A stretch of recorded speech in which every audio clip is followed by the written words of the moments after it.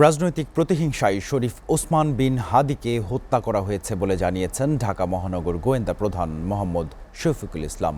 Ward commissioner Tajul Islam বাপ্পির নির্দেশে এই হত্যাকাণ্ড হয়েছে বলে জানিয়েছেন তিনি। এ ঘটনায় পলাতক বাপ্পি ফয়সাল করিম সহ ১৭ জনকে আসামি করে আদালতে অভিযোগপত্র দাখিল করেছে পুলিশ। তবে ১৭ আসামির মধ্যে ১২ জনকে গ্রেফতার করলেও মূল ৫ আসামি এখনও ধরাছোঁয়ার বাইরে রয়েছে। সোহান খানের প্রতিবেদন থেকে বিস্তারিত।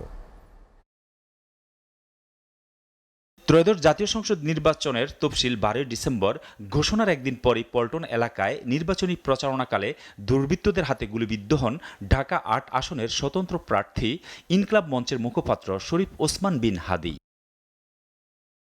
পরে সিঙ্গাপুরে চিকিৎসাধীন অবস্থায় ৭ দিন পর ১৮ ডিসেম্বর মারা যান জুলাই আন্দোলনের সম্মুখ সারির আলোচিত এ যোদ্ধা। এই নিয়ে তোলপাড় সৃষ্টি হয় দেশে বিদেশে। পাশাপাশি হাদি হত্যার বিচারের দাবিতে শাহবাগে চলে ইনকলাব মঞ্চের টানা আন্দোলন। পল্টন থানায় দায়ের করা হয় হত্যা মামলা। মঙ্গলবার বিকেলে ডিএমপির মিডিয়া সেন্টারে হাদির হত্যা মামলার অভিযোগপত্র ও অগ্রগতি জানাতে এই সংবাদ সম্মেলন। মহানগর গোয়েন্দা প্রধান মোহাম্মদ শফিকুল ইসলাম জানান, শরীফ ওসমান হাদির নতুন ধারার রাজনীতি সহ্য করতে না পেরে আওয়ামী নেতাদের নির্দেশেই তাকে হত্যা করা হয়। ভিকটিমকে গুলি করা যার নাম পলাতক আসামি ফয়সাল করিম মাসুদ ওরফে রাহুল ওরফে দাউদ নিষিদ্ধ ঘোষিত ছাত্রলীগের রাজনীতির সাথে জড়িত ছিলেন।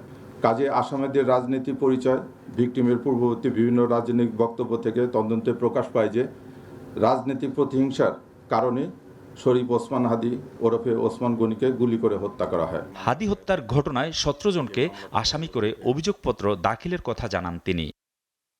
আসামিদের সম্পৃক্ত তদন্ত হলে প্রমাণিত হয় এজাহার নামীয় পলাতক আসামি ফয়সাল করিম মাসুদ ওরফে রাহুল ওরফে দাউদ এবং তদন্তপ্রাপ্ত আলমগীর, তাজুল ইসলাম চৌধুরী বাপ্পি, ফিলিপ ইসলাম, মুফতি মাহমুদ সহ মোট ১৭ জনের বিরুদ্ধে অপরাধ প্রাথমিকভাবে প্রমাণিত হয়ে উল্লেখিত আসামিদের বিরুদ্ধে বর্ণিত ধারায় অভিযোগপত্র আজকে দাখিল করা হয়েছে। আসামিদের আইনের আওতায় নিতে আইন শৃঙ্খলা বাহিনীর সদস্যরা তৎপর রয়েছে বলে জানান ডিবি প্রধান মোহাম্মদ শফিকুল ইসলাম।